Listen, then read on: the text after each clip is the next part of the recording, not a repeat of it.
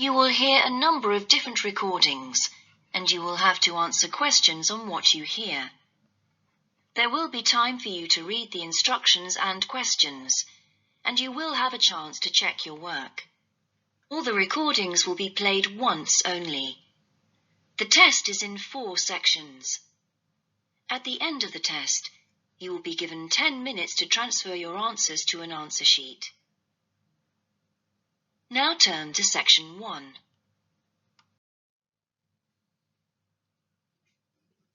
Section 1. You will hear a conversation between a representative of an insurance company and a customer. First, you have some time to look at questions 1 to 3.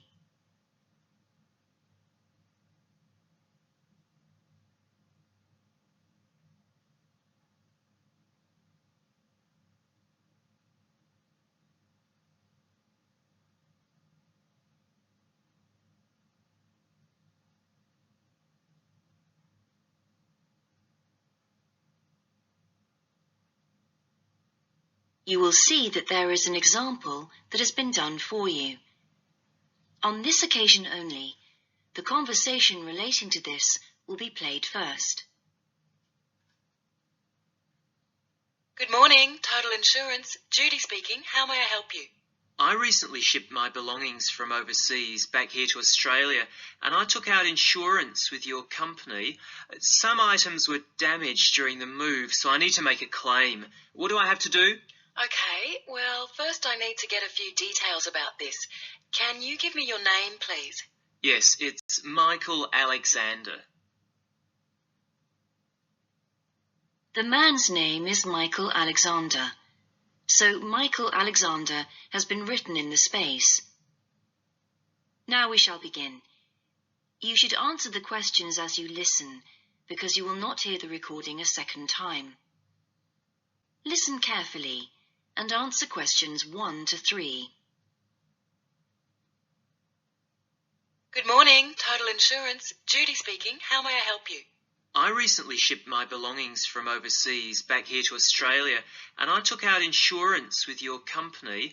Some items were damaged during the move, so I need to make a claim. What do I have to do? Okay, well, first I need to get a few details about this. Can you give me your name, please? Yes, it's Michael Alexander. Okay, and your address, please? My old address or my current one? Your current one. It's 24 Manly Street, Milperra, near Sydney. What was the suburb, sorry? Milperra, Milperra. Right. Now, who was the shipping agent, Mr. Alexander? You mean the company we used? Yes, the company who packed everything up at the point of origin. Oh, it was, First Class Movers. Okay. Where were the goods shipped from? China, but the ship came via Singapore and was there for about a week. Don't worry, all of that information will be in the documentation. Now, the dates. Do you know when the ship arrived? It left on the 11th of October and got to Sydney on the 28th of November. Okay. I need one more thing.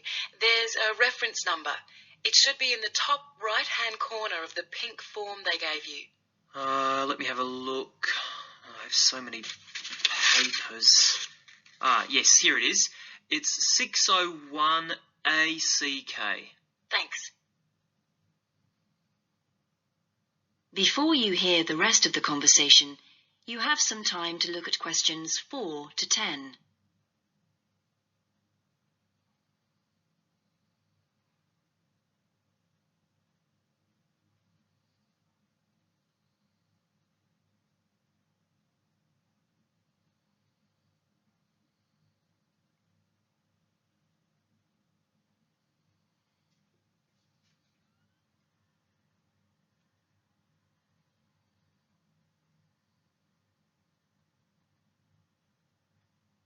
Now listen and answer questions 4 to 10. I need to take down a few details of the actual damage over the phone before you put in a full report. Can you tell me how many items were damaged and what the damage was? Yes, well, four things actually. I'll start with the big things. My TV, first of all. It's a large one, very expensive. Insurance doesn't cover electrical problems. It isn't an electrical problem. The screen has a huge crack in it, so it's unusable. I see. Any idea of the price to repair it? No. Well, I don't think it can be repaired. It will need a new one. Okay, I'll make a note of that and we'll see what we can do. Now, what was the second item? The cabinet from the bathroom was damaged as well. It's a lovely cabinet. We use it to keep our towels in. And what is the extent of the damage? Well, the back and the sides seem okay, but the door has a huge hole in it. It can't be repaired. I'm really not very happy about it. And how much do you think it will cost to replace it? Well, when I bought it last year, I paid $125 for it. But the one I've seen here in Sydney is a bit more expensive. It's $140. Right. And what was the third item? My dining room table. It's a lovely table from Indonesia. It must have been very hot inside the container because one leg has completely split down the middle. The top and the other three look okay, thank goodness. Any idea of the price to repair it? Well, I had an estimate done on this actually because it is a very special table to us. They quoted us $200, which is really pricey, so I hope the insurance will cover the total cost. I'm sure that will be fine. What was the last item, Mr. Alexander? Well, we have a lovely set of china plates and dishes, with matching cups, saucers, the lot. They were all in the one box, which must have got dropped because some plates were broken. 6, actually. And can you tell me the replacement value of these? Well, it's hard to say because they were part of a set, but they can be up to $10 each, as it's such a good set. Okay, so that would be around $60 altogether. Yes, that's right. And is that all of the items? Yes. So, what do I have to do now? That is the end of section 1. You now have half a minute to check your answers.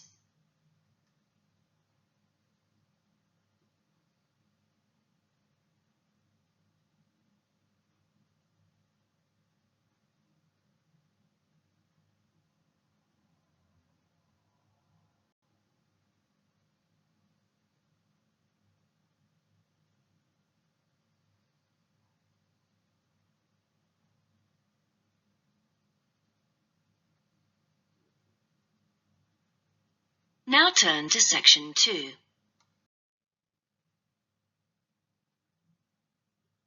Section 2. You will hear an introductory talk about a new agricultural park. First, you have some time to look at questions 11 to 14.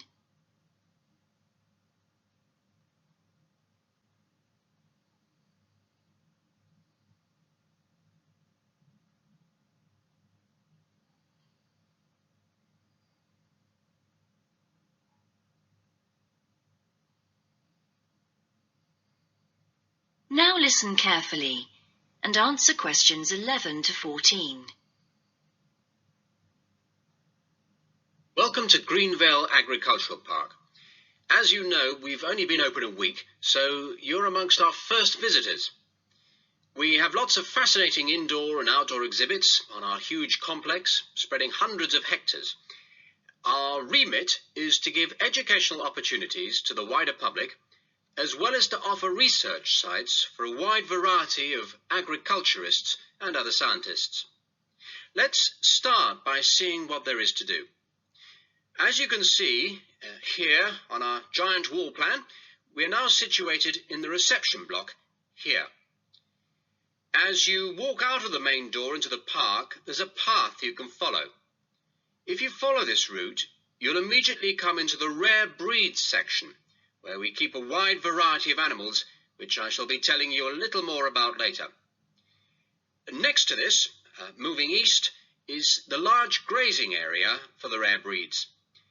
Then further east, in the largest section of our park, is the forest area. South of the grazing area, and in fact just next to the reception block, is our experimental crop area. In the middle of the park, this circular area, is our lake.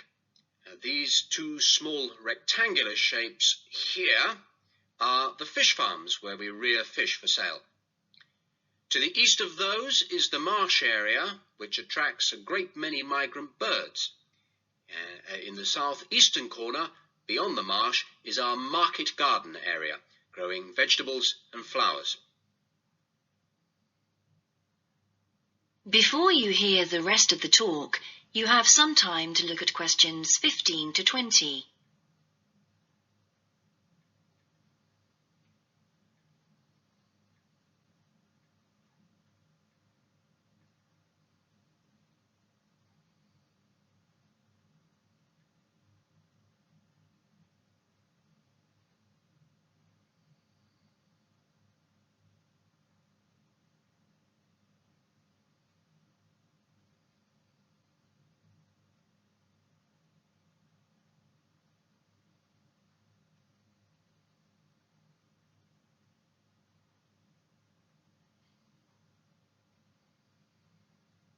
Now listen and answer questions 15 to 20. All these areas can be visited by the general public for almost all the year.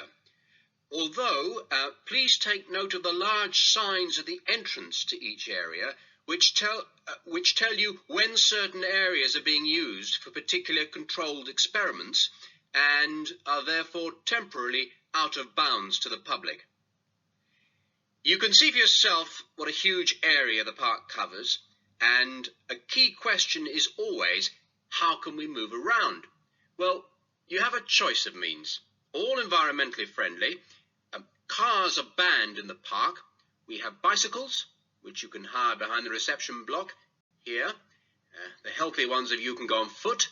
And finally, there's our electric tram, powered from solar cells. You find more information about this at the front entrance. A good place to start on your tour is the rare breed section. We keep goats, sheep and hens and other kinds of poultry.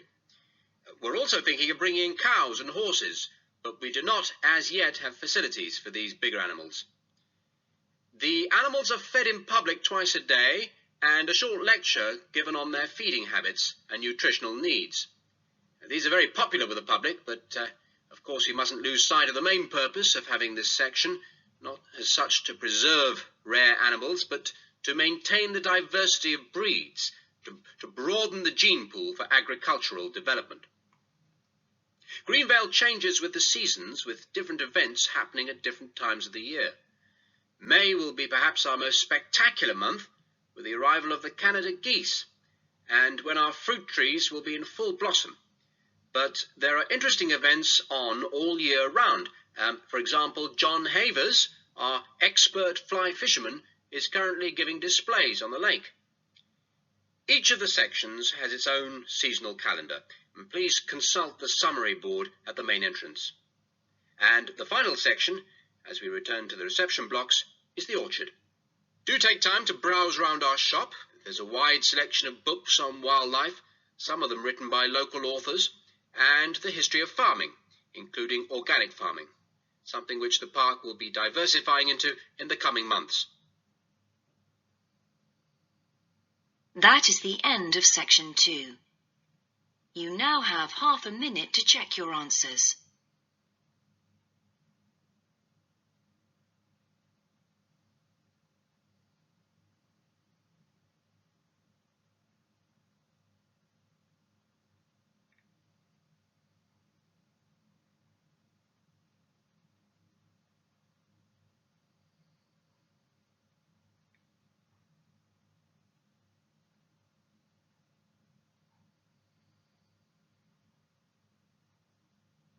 Now turn to section 3.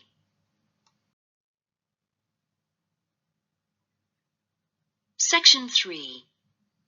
You will hear part of a seminar in which a researcher called Grant Freeman discusses his work on Australian honeybees with a group of students. First, you have some time to look at questions 21 to 24.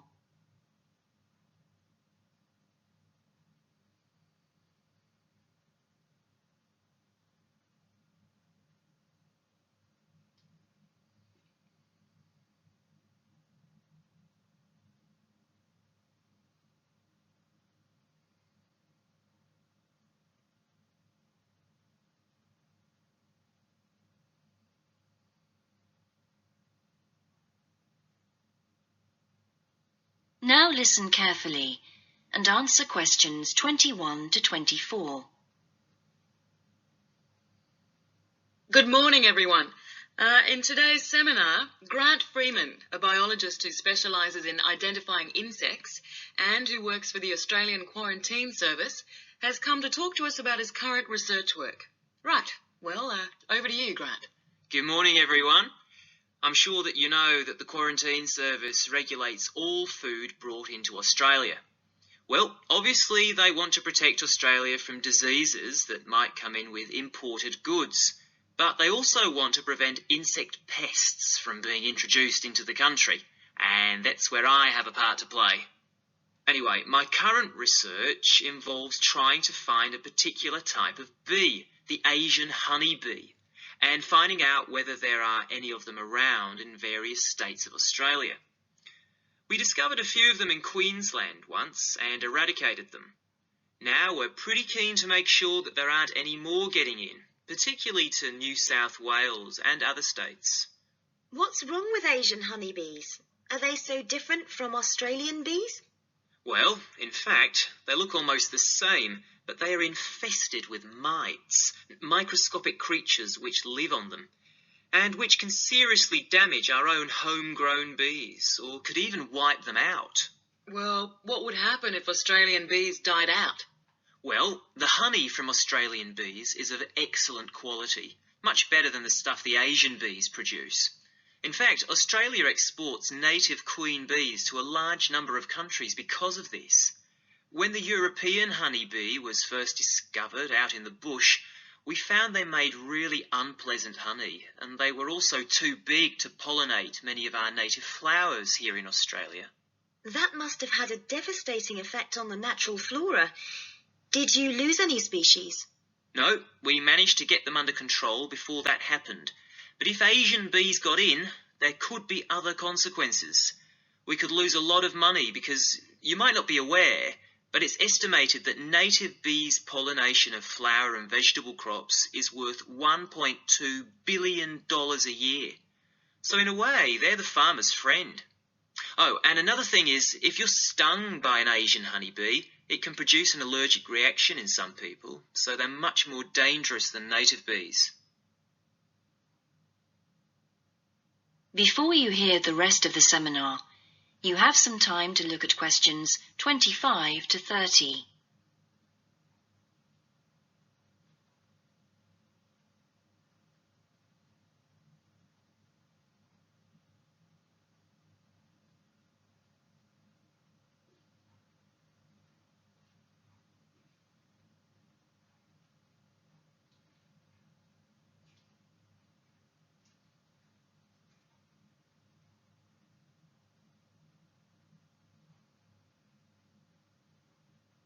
Now listen and answer questions 25 to 30. How will you know if Asian bees have entered Australia? We're looking at the diet of the bird called the rainbow bee-eater. The bee-eater doesn't care what it eats, as long as they're insects. But the interesting thing about this bird is that we are able to analyse exactly what it eats, and that's really helpful if we're looking for introduced insects. How come? Because insects have their skeletons outside their bodies, so the bee-eaters digest the meat from the inside. Then they bring up all the indigestible bits of skeleton, and of course the wings, in a pellet, a small ball of waste material which they cough up. That sounds a bit unpleasant. So how do you go about it? In the field, we track down the bee-eaters and find their favourite feeding spots, the places where the birds usually feed. It's here that we can find the pellets. We collect them up and take them back to the laboratory to examine the contents. How do you do that? The pellets are really hard, especially if they've been out in the sun for a few days. So, first of all, we treat them by adding water to moisten them and make them softer. Then we pull them apart under the microscope. Everything's all scrunched up, but we're looking for wings, so we just pull them all out and straighten them. Then we identify them to see if we can find any Asian bee wings. And how many have you found? So far, our research shows that Asian bees have not entered Australia in any number. It's a good result and much more reliable than trying to find live ones as evidence of introduced insects. Well, that's fascinating. Thank you, Grant, for those insights. I hope that you might inspire some of our students here to conduct some similar experiments. That is the end of section 3. You now have half a minute to check your answers.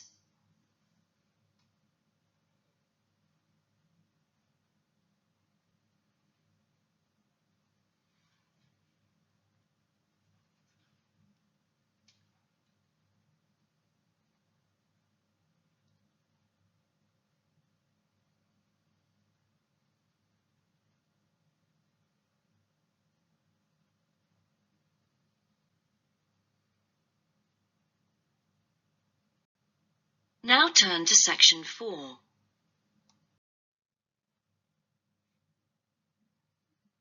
Section 4. You will hear a student called Shona giving a presentation on her research report. First, you have some time to look at questions 31 to 40.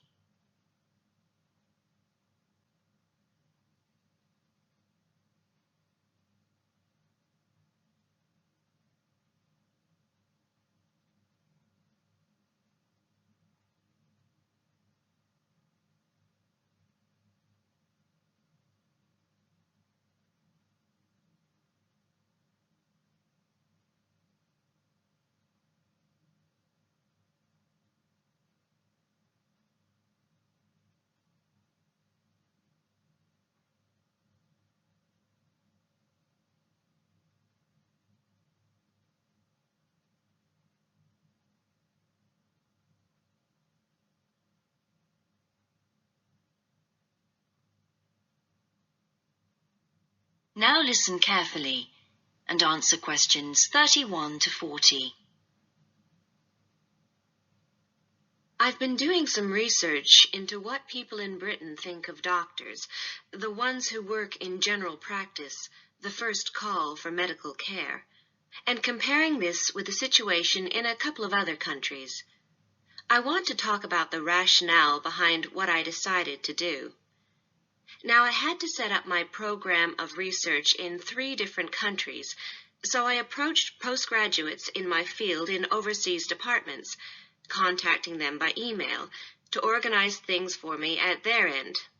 I thought I would have trouble recruiting help, but in fact, everyone was very willing, and sometimes their tutors got involved too. I had to give my helpers clear instructions about what kind of sample population I wanted them to use. I decided that people under 18 should be excluded because most of them are students or looking for their first job. And also I decided at this stage just to focus on men who were in employment and set up something for people who didn't have jobs and for employed women later on as a separate investigation. I specifically wanted to do a questionnaire and interviews with a focus group. With the questionnaire, rather than limiting it to one specific point, I wanted to include as much variety as possible. I know questionnaires are a very controlled way to do things, but I thought I could do taped interviews later on to counteract the effects of this. And the focus group may also prove useful in future by targeting subjects I can easily return to, as the participants tend to be more involved. So I'm just collating the results now. At the moment, it looks as if in the UK, despite the fact that newspapers continually report that people are unhappy with medical care, in fact, it is mainly the 3rd level of care, which takes place in hospitals, that they are worried about. Government reforms have been proposed at all levels, and although their success is not guaranteed, long-term hospital care is in fact probably less of an issue than the media would have us believe. However, I've still got quite a bit of data to look at.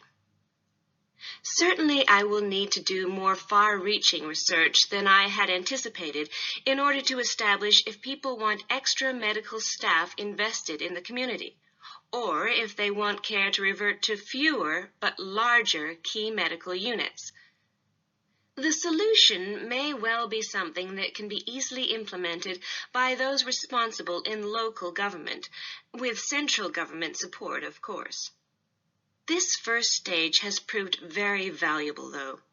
I was surprised by how willing most of the subjects were to get involved in the project. I had expected some unwillingness to answer questions honestly, but I was taken aback and rather concerned that something I thought I'd set up very well didn't necessarily seem that way to everyone in my own department.